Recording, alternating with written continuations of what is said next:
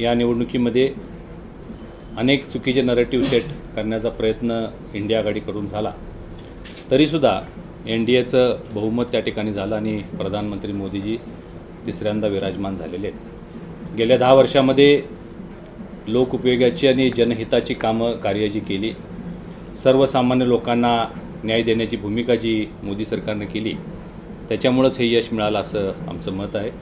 ज्याच्यामध्ये 80 करोड लोकांना विनाशुल्क रेशन देण्याचं काम असो, 3.5 कोटी लोकांना PM आवास योजना दिलेली आहे, 10 कोटी महिलांना गॅस सिलेंडर दिलेला आहे, 12 कोटी घरामध्ये शौचालय दिलेले आहेत, जवळजवळ 55 करोड लोकांना आयुष्यमान भारतसारख्या योजनेचा लाभ दिलेला आहे। त्याचबरोबर विकास कामं आणि इन्फ्रास्ट्रक्चर डेव्हलपमेंटमध्ये भारत हा जगात सर्वाधिक वेगवान देश म्हणून संबोधला जातो।